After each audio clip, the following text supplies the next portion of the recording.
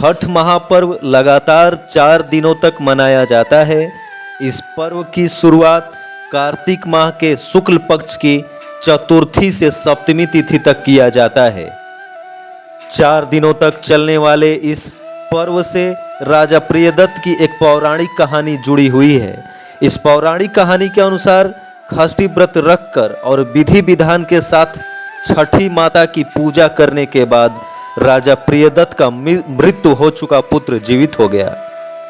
रामायण और महाभारत में भी छठ से जुड़ी कहानियां मिलती हैं। दिवाली के 6 दिनों बाद छठ पूजा की शुरुआत होती है। इस साल छठ पूजा 5 नवंबर से नहाय खाए के साथ शुरू होगी।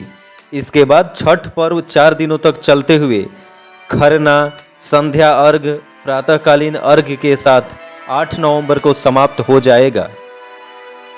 छठ पूजा की शुरुआत कैसे हुई, इसका जवाब हमें कई पौराणिक कहानियों में मिलता है। पौराणिक कहानियों के अनुसार त्रेता युग में माता सीता और द्वापर युग में द्रौपदी ने छठ पूजा रखकर व्रत सूर्य देव को अर्घ दिया था। चलिए विस्तार से जानते हैं छठ पूजा का इतिहास और छठ पूजा की शुरुआत की कहानी। पौराणिक कथा के अनुसार राजा प्रियदत्त बहुत दुखी थे क्योंकि उनकी कोई संतान नहीं थी। उन्होंने महर्षि कश्यप को अपनी समस्या बताई। महर्षि कश्यप ने उन्हें पुत्रेष्टि यज्ञ कराने की सलाह दी। यज्ञ के दौरान आहुति के लिए बनाई गई खीर रानी मालिनी को खाने को दी गई। खीर खाने से रानी गर्भवती हुई और उन्होंने एक पुत्र को जन्म दिया, लेकिन दुर्भाग्य से बच्चा मृत पैदा हुआ। राजा प्रियदत्त पुत्र के शव को लेकर शमशान घाट गए और दुख में डूबकर अपने प्राण त्यागने वाले ही थे कि तभी ब्रह्मा जी की मानस पुत्री देवी षष्ठी प्रकट हुई। देवी ने राजा से कहा, मैं सृष्टि की मूल प्रवृत्ति के छठे अंश से उत्पन्न हुई हूँ, इसलिए मेरा नाम षष्ठी है।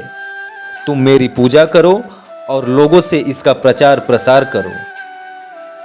देवी षष्ठी के कहने पर राजा प्रियदत्त ने कार्तिक मास के शुक्ल पक्ष की षष्ठी तिथि को विधि विधान से उनका व्रत किया।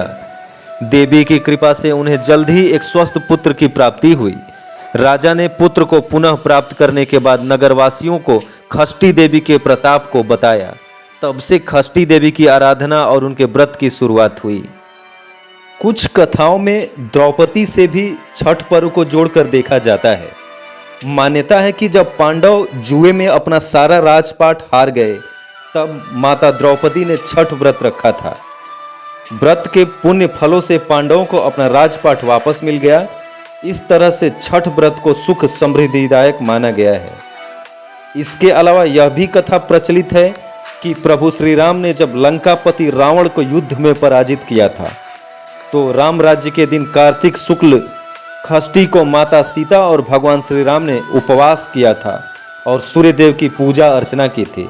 सप्तमी को सूर्य देव के समय दोबारा पूजा आराधना से सूर्य देव का आशीर्वाद प्राप्त हुआ था। पौराणिक मान्यताओं के अनुसार छठ पूजा की शुरुआत महाभारत के समय में हुई थी। सबसे पहले सूर्यपुत्र कर्ण ने सूर्य देव की पूजा की शुरुआत की। वह प्रतिदिन घंटों तक पानी में होकर सूर्य को अर्घ देता था। सूर्यदेव के आशीर्वाद से वह महान योद्धा बना। जय छठी मैया की जय हो।